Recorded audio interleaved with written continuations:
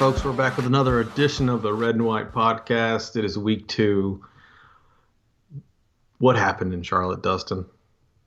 NC State coaching happened, man. Ooh. We lost. I'm not going to, I'm not trying to light the torch yet, but we got out coached by Muschamp, and that's not good. That's generally how I feel. I don't think it was. I don't personally feel like it was scheme oriented. I think they had a great plan. They just didn't execute. And so when I'm saying coaching, I don't think it's like game day coaching. I think it's fundamentals. And I don't like so many missed tackles, finished the sacks on third down. I mean, yeah, there's a lot of blown opportunities, man. I think that's really disappointing. That was the most disappointing game in a long time, just because I thought we played really well. I mean, the offense was clicking. I mean, everything was going well. And, you let them take a kickoff to the house, the first play of the game, first kickoff. I mean, I don't know. That's why I was really frustrated with the fundamentals. And it comes back to what we've been saying for a long time. What you've been saying for a long time is, Dorn needs to take a look at Huxtable. Yep. Because you can look at the stats. They only gave up 250 yards, and I think that's misleading. Second half they were phenomenal, but why did they struggle? Why did they come out so slow or, early on? Well, it was the first half. What was that all about, man? And you got to take a look at that. I think, like we said for a long time, Doran's going to go down. I don't think he's a bad coach. I think he's going to go down because of, a bad hire here and there. See, at important positions. I kind of disagree with you on I don't disagree with you that the fundamentals hurt, but I had a lot of problems with the schematics on both sides of the ball. You're talking about Huxtable. I'll go back to offense in a sec, but what do you do when you play a team and their line gets through? You have problems, and as soon as the quarterback gets the ball, he's getting rushed. What happens? 3-step drops and quick passes, which is what you saw them do. How do you combat that as a defense? You jam the receivers at the line. Right. So, of course, knowing that, we gave their receivers pretty much 5 to 10 yards of space all day. It was funny. I don't remember who the announcer was, but one of them pointed that out. I was like, what is he doing? Why is he 10 yards off the guy? Like, they can't block the D-line and the linebackers. So you had to know that screen passes were coming, and they screened the hell out of us early in that game. Yeah. Even when they weren't running the announcers are like, yeah. It's just, there's no reason, especially when that's obviously the weakest part of the defense. Don't set them up to get burned. It's baffling to me, and it was obvious from, the first or second drive on. There should have easily been changes made, and it just, I don't know. I've got big problems with that. But I think that's the defensive coordinator. Yeah, it's the scheme. Yeah, it's 100% the scheme, and that's what Huxtable has always hung his hat on, is base defense. Sit back and give them a little bit, but don't give them the big plays. But those little plays turned into big plays against us, and that was, it's brutal when everybody's looking at it. Even the announcers are like, dude, why are you sitting 10 yards off of this guy? Like, and I saw people on Twitter, where's this vaunted D-line that we heard about? They were there, but they were set up to fail. It wasn't their fault. Yeah, D-line, yeah, to clarify that, I saw those too. People who understand football know the D-line is not the most active in the game. You can sit there and watch the D-line. They don't make a whole lot of plays. They're a presence. Yeah, especially when you consider a 3-step drop. When Bentley wasn't holding the ball for more than a few seconds. He was dropping back and getting rid of it because he knew they couldn't block him. Yeah. And they knew how good the defensive line is. And we had to have been prepared. We should have been prepared for that. I don't think they were. I think they adjusted a little bit in the second half. The defense played good, but South Carolina also got really conservative. So, it was a bit on both sides. But the first half, man, it was very disappointing. Yeah. It's the same thing we've been seeing for a long time from that side, and from why we've had questions and problems with Huxtable and with the game plan. Yeah, but just a little tutorial for everybody that was the people I saw bitching about the D line, like you said, let's put it, they don't have to make a sack every play, but when the quarterback knows he has to throw the ball after 3 steps, they're more than doing their job. Right. It's up to the guys behind them to stop it after that. So expecting them to get sacks before the quarterback takes, 3 steps is absurd. Yeah. Anyway, offense, you were happy with it? I thought that offense played really well. I think from the get, they were in sync. He got the ball spread around. They didn't run it as much, but I think that's part of the offensive line injury issues. I mean, you had a true redshirt freshman, Justin Witt, playing. He played every snap because Will Richardson, your horse for right tackle, was out or suspended. We find out he's suspended for 2 games. They just, I was okay with it. I mean, I figured that's what was going to happen. And so how did they do that? They schemed short passes, get the ball into the hands of the playmakers. I mean, I think there was maybe a little bit excessive on the short passes, a lot of dumps and whatnot, but it's hard to complain when you get Jalen Samuels a ball. What he had 20 targets or something like that. I mean, everybody's saying, why did you get Jalen Samuels a ball? I mean, that got Matt Canada fired. At least Drinkwitz is not going out like that. He's I'm going to get my best players a ball. Kelvin Harmon, Jalen Samuels, Naheem Hines. I mean, they got a lot of touches. And, Jacoby Myers, he catches that deep ball. It's a different game. I mean, he was running wide open past that guy down the sideline. Just dropped it. It was a beautiful pass. So I think overall, I thought the offensive scheme was fine. I still think there's issues when they get to the red zone. We don't score very well. I mean, I think you saw at the end of the game when they had the opportunities. I didn't have a problem with the offense. I thought the offense was okay. You can't put up those numbers and complain too much about it. See, I got big problems with it. It's the same problem I had last year, where I don't care what your scheme is. I don't care if you're a pass first team. Don't ignore the run.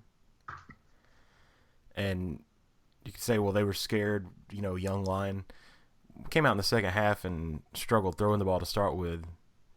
So one drive, we decided to run the ball, and we ran it maybe every play of the drive and got in for a touchdown. If not every play, almost every play. Yeah. And then we just abandoned it again. And sure, we were, we were getting yards through the air, but that doesn't help the defense out. That doesn't give the defense time to rest. It doesn't slow the game down. We didn't need to be in a shootout. Why would we not try and keep their offense off the field for a while? Because we couldn't stop them there. Well, the second half, you're down 14 points right out of the gate. I mean, it was just. That's not over though. We were down 14 when we started running the ball. Yeah, I just think they were pressed for time. Throwing it, they got to. He hates running. I don't think so. Yeah, I don't think so. Well, he didn't show any opposite of that last year. Yeah. Well, I agree. I mean, Matt Day's got a lot of yards and a lot of touches last year, though. I mean, so it's kind of – I don't want to say he hates it, but they're not going to be – he's not going to be a power – we're not just going to be a power running team, man. It's just not the identity. It's not going to win us the games. I don't think they have the horses to do that. I agree better balance is probably, overall, probably better, but – it's just the way college football's going now. Everybody's throwing it all the time, and you're throwing it to set up the run. So that's I don't have too much problem with it, just because a lot of those short passes are essentially running plays. I mean, they're just dumping balls to guys that are basically on the line of scrimmage. So while it's not technically a running play, still. To me, it acts the same. I just don't have a problem with it. The numbers were astronomical. I mean, they did a fantastic job. You hold on to the ball, then maybe you'll run it some more. I think that might be part of it too. Hines fumbled. He was down on his, but still the ball came out. Steph Lewis fumbled. A couple of these guys, turned it over. And so I'm wondering if there's a concern about the reliability of ball control with the running back. There's no Matt Days back there who just he never fumbled. Um, yeah, so I don't know. I don't have a huge concern with that. I don't think I that's think he's just overly attached to Finley, and I get it. He's more, familiar with him, but we're not going to win a ton of games in the ACC throwing the ball 5 out of 6 times with a quarter. I mean, how many attempts did Finley have? well, they had 60, but we had 100 plays, so the balance was not too bad. I mean, it was 100 offensive plays is unbelievable. He had sustained drives. South Carolina scored, and we came back. We answered pretty quickly. I mean, that's why I didn't have a huge problem with it. Now, I think there was better balance here. Let's actually pull it up. Oh. All right, so here's the box score: 64 passing attempts, 45 completions, 35 rushing attempts. I mean, that's not too bad of balance. 65 to No, 35. yeah, I mean, it's definitely heavy, but you're still 60-ish%, 40, 65%. I mean, I don't think that's awful, especially when they're averaging 2.5 yards a rush. Now, I think that's the bigger problem. If they're rushing for, 4 yards a clip, they'll probably rush it more. But I think the offensive line was a concern. You got to get the And it's ball. not like, You got to give them a chance to get started, though. nah, I disagree with that. If they're not opening holes, or if they're not, good in um, run blocking schemes, and I mean, I think that's going to be an issue. So if there's no merit So to getting them started, what happened on that drive where we actually committed to running the ball and they had nothing for it? I have no idea. I'd have to go back and watch it. I Yeah, think we one started drive. running the ball and they got into it. I don't think it, I don't think one drive is going to change my perspective on it, because the first drive, South Carolina takes the opening kickoff to the house, and we come right back and answer. I mean, it wasn't offense that kept us out of this game. It was the stupid plays elsewhere. I mean, we had 500 yards. We held the ball for 13 more minutes than they did.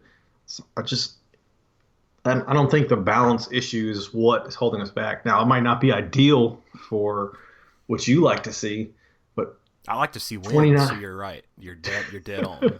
Because it didn't work out, did it? 29 first downs. I mean, the numbers are astronomical. So I don't think it was the balance issue that was holding it back, but they definitely need more rushing. But I'm not sure to me, that's not the difference maker. The difference maker is the stupid penalties, you know, the missed tackles, the poor defense. if the defense were playing well, I wouldn't have a problem with the offensive game plan. But when the defense is struggling, your offense needs to help keep their offense off the field. But that's the thing. That's what happened in the second half. They scored right out the gate twice. So second half, they scored. They got 14 points. They didn't have a drive more than 20 yards the rest of the game. So I'm not sure where the disconnect is. They didn't. It's not like they were being successful, like extending drives. Their drives were some bullshit touchdown, or we missed a sack, and the guy makes a one-handed catch in the end zone, which was an unbelievable catch. Not going to get enough attention. And then I forgot the other one was a turnover in a short field, so they scored. But it's not like we were, giving them the ball and they were driving on us. Which half We did we gave run them the the ball ball. more? Do you know? Huh, I have no idea. Probably the first half. But I don't know. I know you don't like that kind of offense. It's the spread it, short passes sort of thing, not enough running. Yeah, I mean, that's how it is today. I just don't think that was the problem. Defense, something's got to change. I don't know why they came out so slow. I give credit to my friend James Henderson at Inside Pack Sports, their podcast the other day. He was mentioned that one of the coaches told him that they didn't hit as much as they should have in practice, like this summer. And so you come out and you're not going essentially full speed. So I'm wondering if that's part of it, right? You don't get a chance to get that motor going and kind of understand game speed and effort and those sorts of things. I think that's concerning to me. I think that, again, that comes back to coaching. But I understand you don't want to get hurt, but man, you got to go hard in practice if you want to go hard in the games. Right. You watch that Alabama FSU game; those boys went hard that first half. I mean, they weren't missing tackles; they were playing good football. I mean, that was a good game to watch. And then you watch our first half, and you're like, "What the hell? Like, what are they even doing for the last, 8 months?" So that's where it gets frustrating. That's where the frustration lies for me. But I don't know. We'll have to agree to disagree on the offense. Moving on. How about kicking? Did you did you take a shot when our one and only field goal was missed, or field goal attempt was missed? The thing about that is that it wasn't just a miss. I mean, that was like my 3-year-old went out there and tried to kick it. He hooked that ball.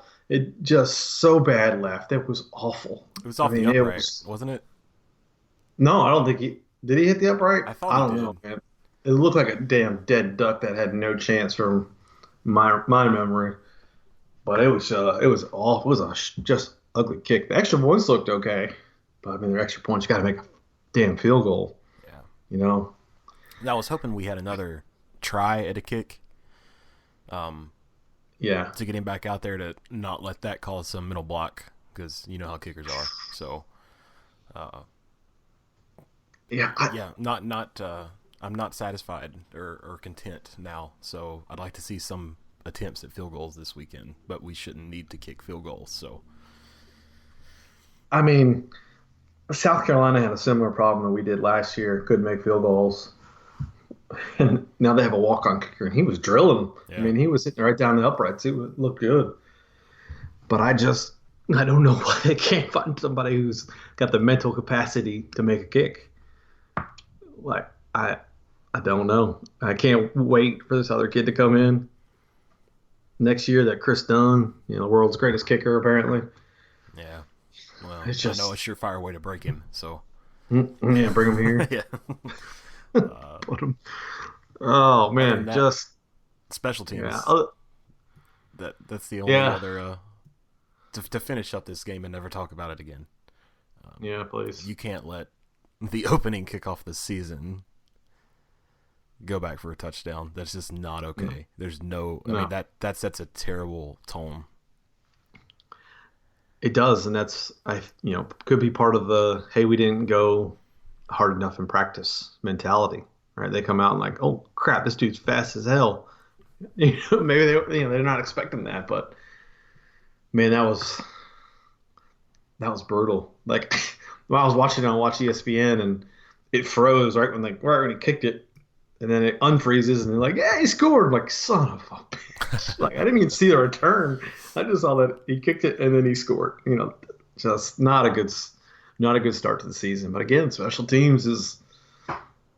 I yearn for the Tom O'Brien years when we had good special teams, other than one punt that I will not mention again. Yeah, well, It's just, I mean, the bad kicking, poor coverage. I don't know. Don't kick it to the guy who's, don't kick it to the fastest guy on the team, their best player. Right? I don't know what it is. Man, tackle him. yeah. Well, Hopefully that's not an indication of the rest of the year. That's for sure. no, we got to stay positive. So, Yeah. keeping with staying positive, I want to disregard that for a second. Moving on to the Marshall preview. After what we just talked about with special teams, let me go 30 for 30 voice here. What if I told you that Marshall's kick returner ran 2 kickoffs back for touchdowns last week? 99 and 97 yards. If they let that happen again, if they let a kicker out of the house this week, I mean, I don't know. Put you out there to make a tackle. I don't know what else they can do. That kid is fast, but seriously, what are the odds that our first 2 opponents take their opening kickoff of the season to the house? if anybody's going to do it, we'll make it happen. So yeah, I mean, unbelievable. Yeah, so the kick returner at Marshall is their backup running back, who I think he was West Virginia or Virginia Tech or something, and transferred, one of those deals. But yeah, if he takes Don't kick it to him. How about that? Just don't kick it to him. You Squib don't him want to all hear if you have to. you Yeah, don't I want to don't hear the want name to. Keon Davis this week. That's bad. So Yeah. um, So he's only going to touch the ball in special yeah. teams. So Yeah. anyway, State's a 24.5 point favorite. Um, we'll talk about covering later, but Marshall beat Miami of Ohio 31-26 last week. But And y'all go ahead. yeah. No, I was going to say, I don't know how they did it. Well, they did it with two kickoff returns for touchdowns and a pick six. So they won 31-10, but they only scored 10 offensive points. Yeah, and they didn't have any kind of offense. They had 50 yards rushing, 59 yards rushing. Yeah, I think you have 200 yards in here, 208 yards offense or pass it. Like, how do you win a game like that? Yeah. You play a team that USC. NC State's at. Yeah, right? Yeah, exactly. Ah, man. We should smoke him. Yeah. I have a lot of respect for Doc Holliday, though. He's a hell of a coach. I think he had 3 10-win seasons in a row at Marshall. He was here for a long time. He was one of the most popular coaches under Amato. He went to Florida, was successful there. He's a heck of a coach. I just don't think they have it this year. I know they reloaded with a bunch of junior college guys and transfers and whatnot, but you know, they shouldn't offensively. They should struggle big time. Um, it should be a chance for our defense to kind of rebound and gain some confidence again. Because offensively they're just not very good. I think their best player is their running back, and they're just going to try to run him and try to be successful that way because I don't think they don't have it elsewhere. Yeah. Their running back is everything I want in a grandson's name because I want to name my child after me just so I can call him Deuce, and then I want my grandson to be Trey. It's terrible and corny, but I've always liked it. So that's my nephew's. What's that? My nephew is the third. They call him Trey. Trey, that's great, Yeah. man. And Deuce, little Deuce. It's fantastic. So, but yeah, Trey Rodriguez, and if that's their best player with 54 yards on 18 carries, then we should be okay. So, yeah.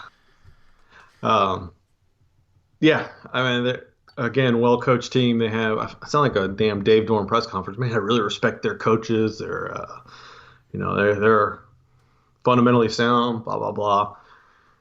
But they just don't have it. They don't have the power, the firepower. Their defense. Watching a little bit of that game, their defense gave up everything up the middle. So if you want to run it next week, Gillespie should, or Saturday, Gillespie should have a field day just running up the gut. Yeah, there's no excuse for not having a 100-yard back. Yeah, they could. They should have 2 this week. Yeah. I'm gonna guess they have 2. Both of them will get it. But yeah, not a whole lot for the Marshall preview. They're just not great.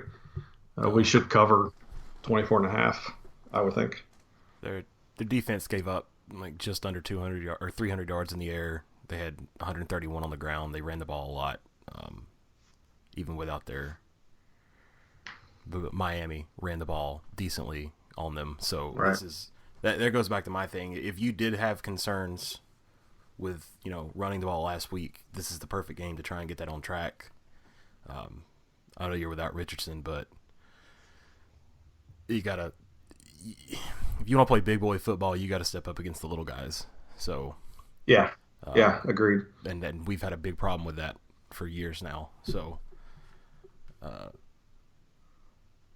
it's funny. I was talking to my wife Saturday before the game.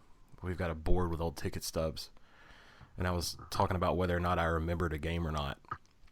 And I got to a Liberty game from 2 or 3 years ago, and I'm like, yeah, I have no memory of that. She's like, I do. That's where you almost got in the fight with the Liberty fan. And then it all came rushing back to me. We were sitting opposite Vaughn Tower, and this guy was like 4 or 5 rows behind me, and he ran his mouth the entire game, just standing up screaming. And I finally, stood up and turned around and flipped off, and we went at it for a good 5 minutes. I'm surprised we didn't get tossed, but yeah, the little guys I was speaking of, What about the little guys winning games this past week? Liberty over Yeah, Butler and what? Baylor. And or Baylor, yeah, I'm sorry, Baylor, and then what? Howard was it over Howard beat UNLV? UNLV. Yeah, I Like two mean of the that was biggest statistical upsets in Vegas history. yep. Cam Newton's I little saw brother, that. Howard.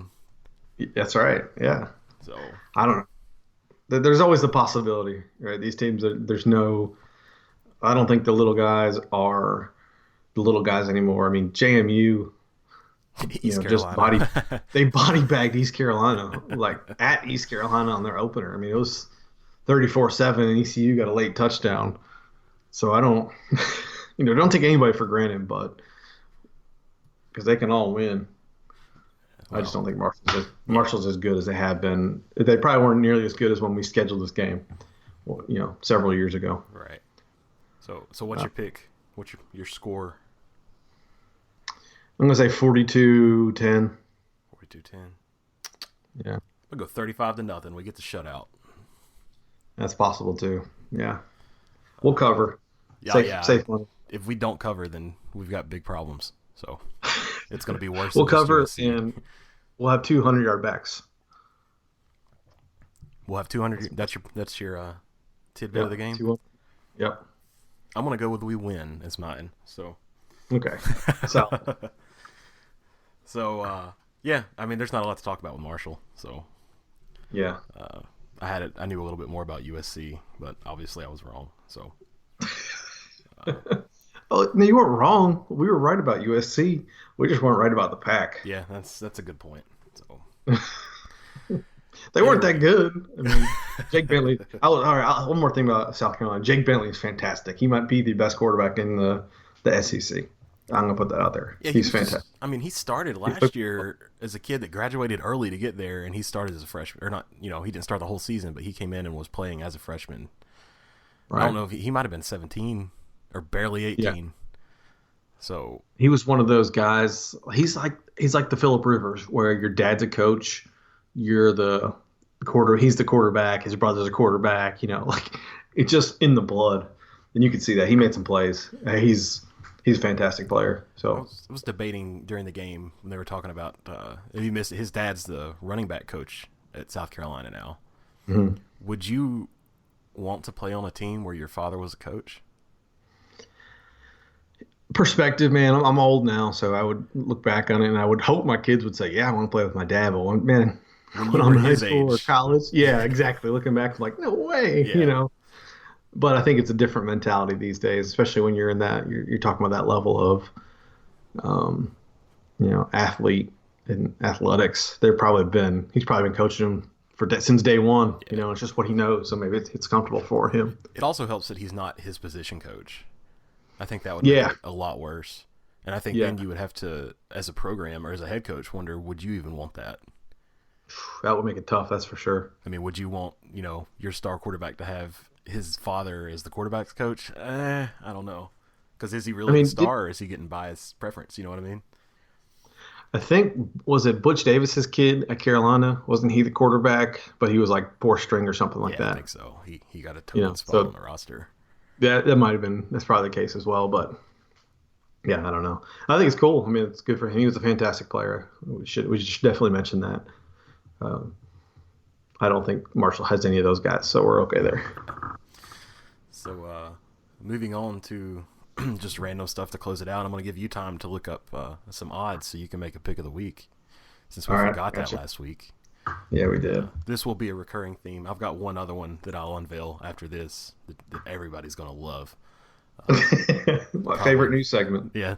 But I didn't give you one on the podcast, but if you follow me on Twitter and you listen to me, I made you money on the over for Ohio State and Indiana. I think it was at like 58. And I was kind of worried, but fourth quarter they took it over and covered with ease.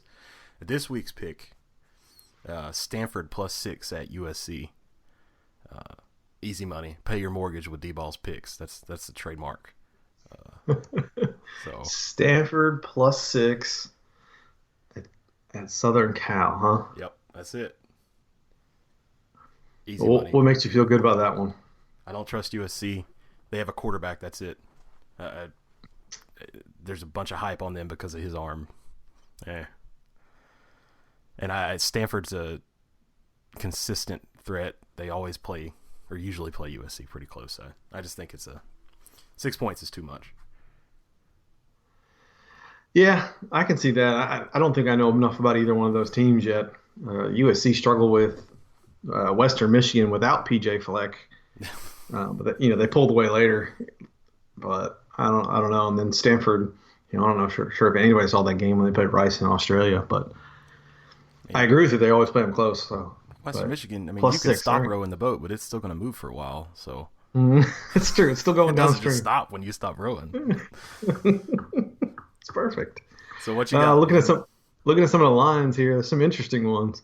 Again, keeping it local, ECU is a 24.5 point dog at West Virginia. Ooh. Um, I don't know that. I don't think I they'll don't know play as that. bad as they did about JMU, but West Virginia, lost kind of a heartbreaker to Virginia Tech, but I thought they looked pretty good. I thought Will Greer looked excellent. I would take that over at 66. I think they'll probably smoke that. West Virginia might get that one. North Carolina, Louisville. I I think debated that Louisville. one. Yeah, I think I'd take Louisville minus 10 there. I think Carolina's poop, and I think they'll get trucked. That over at 63 too. That's appealing. I don't know because Carolina had trouble scoring last week. It would be all Louisville. But I think Louisville can score. I mean, Louisville's just got to score 42 or 50, 42 or 49 points. I think they can do that easy against Carolina. I don't know that. I don't Carolina, know that Louisville's who going to did score at will. I think Carolina's defense is a little better than they looked last week. I hope not, but I think Louisville's got some O-line problems too. I called that Carolina Cal game. I don't know why everybody was giving 10 points to Cal. I mean, I know it was a long Herb road Street trip, picked and Cal too. yeah, So I mean yeah. Didn't surprise me much. There's some interesting games this week. Northwestern Duke. I mean, it's only interesting if you like those. a Wake Forest nerd. Boston Yeah. College. That Wake Forest Boston College game will be like, I mean, my eyes would be bleeding if I watched that. I guarantee it. I What's would the take the over under under on on that that? one. Because the under is a 46. shoe in. Yeah, I'm gonna say the under is 46. So I think that's pretty safe to say that they might score 7 points total. Yeah, It's happened before. 6-3 Just overtime. yeah, yeah. I'm clicking through these links here. We got the Navy game last week too. Navy whipped the Fighting Lane Kiffins. What a bunch of bullshit that game was. The hype for FAU, just oh man, They're trash. because that line opened up, I think 20 some points, and the last I saw it was down to 10 because everybody's Yeah. on that Lane Kiffin train. That That's team's not as good as his career trajectory. I'll tell you that. So they're not going to bounce back every week. So No. though I will say, if it keeps up the way it is, they'll win eventually, but they're not there yet. I'm gonna go with Louisville minus 10 over Carolina. I think that's pretty safe. Who you got in the Auburn Clemson? Clemson's favored by 5.5. Yeah, I like Clemson there. Yeah. Like I said, they just reloaded, and their quarterback looked decent. I mean, he didn't he didn't have to try hard, but Right. yeah, I think that's at Auburn, right? No, it's at Clemson. Is it? Yeah. Oh, then yeah, Clemson definitely covers. Yeah, I think so too. I think that's a pretty safe one too. Auburn looked okay against Georgia Southern, but again, Georgia Southern did cover that one. 34.5. They covered by 30. They covered by the half. So, all right. Yeah, I go Louisville, Carolina. That one's pretty safe. Okay. The next big segment of the Everybody's new favorite segment. yeah. Everybody's new favorite segment. I should take Give it time to to put 'em. like breaking news noise in here, but I'm not going to do that. So Yes, do it. this year's Mac Canada Watch, Week 1, LSU rolls up 479 yards of offense in a 27-0 win over BYU. Under difficult circumstances, too. That game was supposed to be in Houston, got moved to New Orleans, which, I mean, it was going to be a home game for LSU pretty much anyway. But Yeah. I think Baton Rouge is actually pretty much equal distance between Houston and New Orleans. But here's what I love. They had one rusher with 122 yards and another rusher with 92 yards. That is football, ladies and gentlemen. That is what it's about. Run the ball, dominate the game. They attempted 17 passes, but had 14 completions for 171 yards. But they had 296 yards on the ground. That's what it's about. That's what puts up 0 for the other team because they don't get the ball.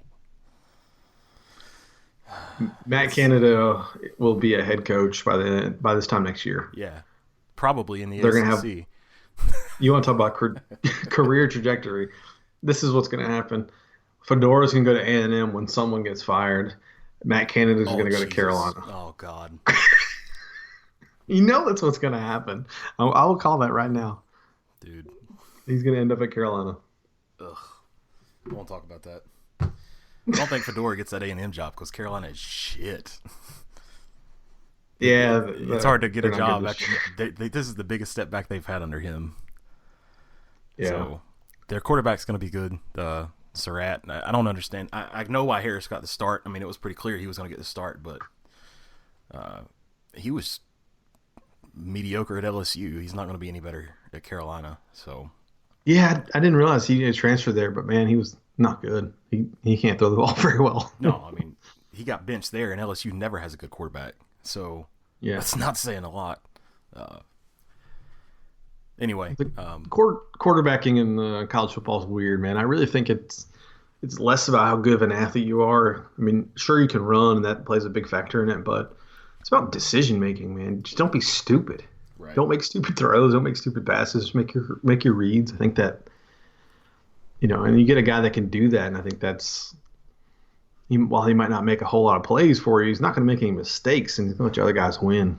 I don't know why you give guys like Brandon Harris a chance who just fumbles and interceptions, and I don't know, man. It's like Brandon Mitchell. Like they gave him a shot at State. We didn't have a quarterback. He transfers in as a wide receiver. And that guy, he could make a decision to save his life. Yeah. So I don't know. Your quarterback in college. Don't be stupid. With Harris and Surratt, Fedora's got to commit to the whole. Yeah. Because he started Harris, they didn't move the ball. He put Surratt in, they score a touchdown, and then he takes him back out for a series. That's not going to work, and he'll figure that out, or he'll get fired for it. Because they're asleep. One last question. And they have to win. So. One last question for you before we get out of here. It's week 2. Who are your top 4 going into the week?